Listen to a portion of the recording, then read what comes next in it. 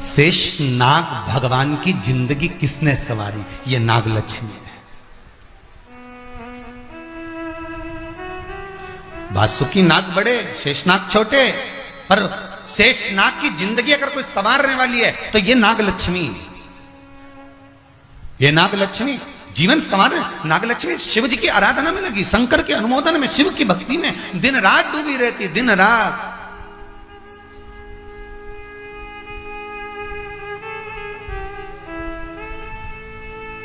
कितना सुंदर संवाद है। पान की बेल में, पान, पान जानते हो, तांबुल जो खाने वाला पान होता है, पान की बेल में चारों तरफ से बेल लगाकर नागलक्ष्मी उसमें बैठकर शिव की आराधना करती थी। इसलिए आज भी शास्त्र के हिसाब से देखा जाए तो सबसे ज्यादा सांप, सबसे ज्यादा सर्प, सबसे ज्यादा नाग नागिन, सबसे ज्यादा सर्प अगर कहीं रहते हैं तो जहां पान की खेती होती है, जहां पर तांबुल उत्पन्न होता है, जहां पान की बेल होती है, सबसे ज्यादा सांप वहीं पर पाए जाते हैं। सबसे ज्यादा सांप वहीं पाए जाते हैं। और जो पान उतारने वाले रहते हैं, पान तोड़ने वाले रहते हैं, पान बेचने वाले रहते हैं, जिनको हमारे यहां सहज भाषा में चौरसिया कहते हैं, इनका एक विधान रहता है कि सांप पान के उस बेल में चारों तरफ रमे रहते हैं। पान की बेल में सांप के बच्चे चारों तरफ भ्रमण करते रहते हैं। और चौरसिया पान उतारने वाला, बेल में से पान तोड़ने वाला, सांप के बच्चों को उठाकर, सांप को उठाकर उधर रख देता है और पत्ते तोड़ लेता है, पत्ते तोड़ लेता है। उसको सर्प नहीं डसते। क्यों? क्योंकि यहां पर वर है इन चौरसियाओं को। कई चौरसिया लोग सोचे होंगे कि हम नाग की पूजन करते हैं, हम सर्प की पूजन करते हैं, नाग पंचमी पे हम सर्प का स्मरण करते हैं, हमारे कुल देवता के रूप में हम सर्प पूजते हैं। पर कभी चौरसिया ने विचार करा कि आखिर तुम्हें कौन सा वर प्राप्त हुआ कि तुम्हें सर्प नहीं डसेगा? तुम्हें कौन सा वर प्राप्त हुआ कि सांप तुम्हें नहीं काटेगा? पान उतारते समय, पान तोड़ते समय, पान को ले जाते समय सर्प तुम्हें डस नहीं करेगा। क्योंकि जिस समय पर नाग लक्ष्मी भगवान शिव की आराधना करती है पान की बेल के पास में, उस समय पर एक सहज भाव में एक ग्रामीण, एक सहजता उस नागिन को आते हुए देखता था, नाग लक्ष्मी को आते हुए देखता था। जो नागिन कभी तो सुंदर स्त्री का रूप, लक्ष्मी जैसा रूप बना लेती है और कभी नाग का रूप बना लेती है। बड़ा विचित्र उसको लगता था। और वो एकांत में बैठता, इसने आकर देखा कि नाग लक्ष्मी सेवा में लीन रहती, किसी जीव को वहां आने नहीं देता। शास्त्र तो यहां तक कहता है कि जब नाग लक्ष्मी पूजन करती थी तो कहा, पूछा गया ये कोई जीव इसके पास में ना आए तो इसको बचाता था वो। एक दिन नाग लक्ष्मी जब बड़ी हो गई, देख लिया उसने इस ग्रामीण को, इस मानव को जब देखा जो चारों तरफ से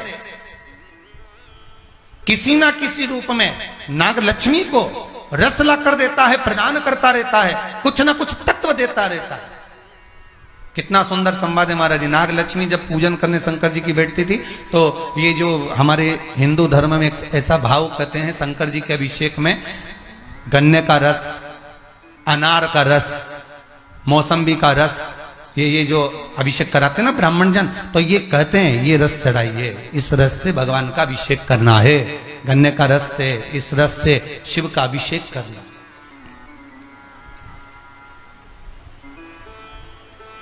वो ला कर देता, रख देता। तो रोज नागलक्ष्मी को रोज आश्चर्य होता कि आखिर ऐसा कौन है जो लाकर रोज रख देता है? कौन है ऐसा?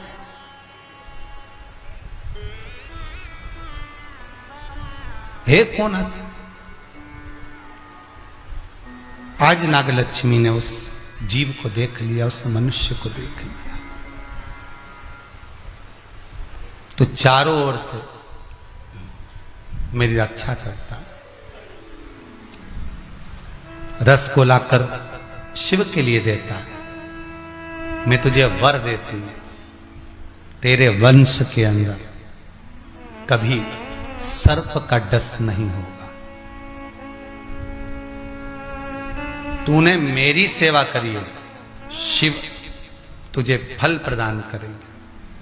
वो चारों ओर से रक्षा कर कर रस ला कर देता था, इसलिए उसका नाम का संबोधन में भी चौरसिया जोड़ा गया है। चौरसिया, चारों ओर से चौकसी कर कर जो रस ला कर प्रदान कर दे, उसके नाम में भी संबोधन है। जैसे कल कथा में कहा था, राजा अज के पुत्र दशरथ, तो दशरथ जी का नाम केवल ऐसे दशरथ नहीं पड़ गया, 9 रथ पहले निकल चुके थे उस खड्डे में से जिसमें एक आना पटका था।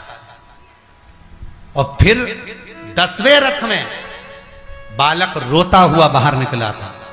शिव जी ने उसी का नाम 10वें रथ में निकला इसलिए नाम रख दिया था दशरथ, तब नाम दशरथ पड़ा था।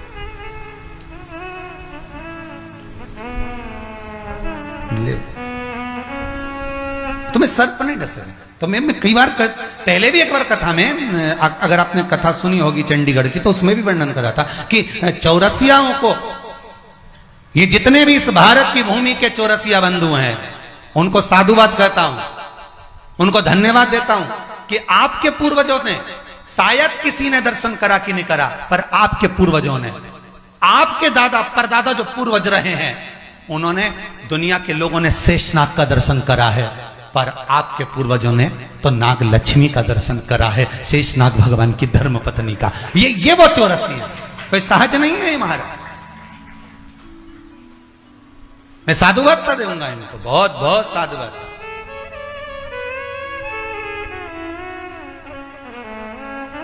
नाग पंचमी के दिन चौरसिया परिवार के जितने भी सदस्य होते हैं उत्सव मनाते हैं, उनके कुल देवता का पूजन करना चाहिए, डरना नहीं। कई लोगों को शर्म भी आती है कि नाग पंचमी के दिन हम हमारे कुल देवता नाग की पूजन करेंगे, तो लोग क्या, क्यों ना करें। आपको तो गौरवान्वित महसूस होना चाहिए कि आपके पूर्वजों ने शेषनाग भगवान की धर्म पत्नी माता नागलक्ष्मी का दर्शन किया है। नागलक्ष्मी का वर प्रदान है तुमको। माता नागलक्ष्मी ने जो वर दिया वो कोई सहज हो सकता है, साधारण हो सकता है? सुख देने वाला।